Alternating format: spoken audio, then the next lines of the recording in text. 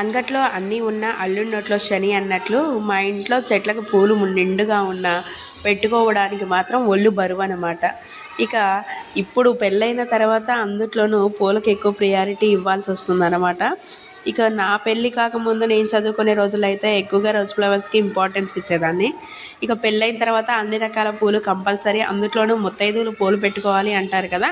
So ఆ విధంగా నాకు పూలపైన మమకారం పెరిగింది. నాకున్న కొద్ది స్థలంలో అయితే నేనైతే చక్కగా పూల మొక్కలు అయితే వేసుకున్నాను. అందుట్లోనూ కనకాంబరాలు ఎక్కువగా వేసుకున్నాను.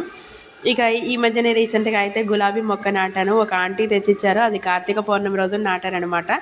ఆ గులాబీకి అయితే ఇప్పుడే ఎగురొస్తుంది. ఇంకా అది మొగ్గ వేసి పువ్వు పూసిన తర్వాత మళ్ళీ నేను మీకు చూపిస్తాను. సో ఈ పువ్వులు తెంచడం మాత్రం చాలా రిస్క్తో కూడిన పని అండి. పెట్టుకోవడం అంటే మాత్రం ఇష్టంగా పెట్టుకుంటాం, కానీ పువ్వులు కోసి కట్టాలి అంటే చాలా ఒళ్ళు బరువు అనమాట. మీకు కూడా నా అలాగే అనిపిస్తే కామెంట్ చేయండి. చెట్లకు ఉన్న పువ్వులు తెంచాలంటే ఒక్కోసారి అవి తెంచుతూ ఉంటే వాటి హెడ్స్ కట్ అయిపోతున్నాయి అనమాట. సో ఇంకా ఈ వీడియో కనుక నచ్చినట్లయితే కనుక ఒక చిన్న లైక్, మీ రైట్ హ్యాండ్తో ఒక చిన్న లైక్ ఇచ్చేసి వెళ్ళిపోండి.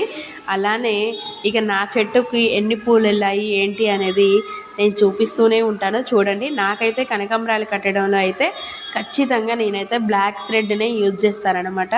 అదేంటో కానీ నాకైతే తెలీదు. వీటికి మల్లెపూలకైతే పక్కా నేనైతే బ్లాక్ థ్రెడ్నే వాడతానన్నమాట.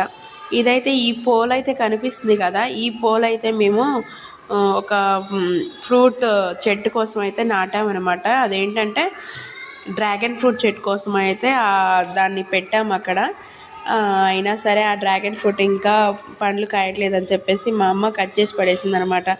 ఇక మా ఇంట్లో ఆ కొద్ది స్థలంలో అయితే పసుపు మొక్కలు, మల్లెపూ చెట్టు, చామంతి మొక్కలు, వామాకు, 2 తులసి మొక్కలు, ఇదనమాట మా చిన్న గార్డెన్.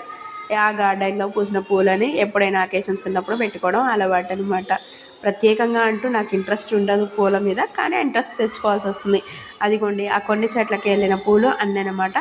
ఇంకా వాటన్నిటిని కింద పోసి అదిగో నాకు ఇష్టమైనటువంటి బ్లాక్ థ్రెడ్తోనే పూలని కడుతున్నాను. ఇక మా ఇంటి ముందున్న రోడ్ అయితే ఎప్పుడు కూడా 5:30 నుంచి బిజీగా హడావిడిగా స్టార్ట్ అవుతూ ఉంటుంది అనమాట.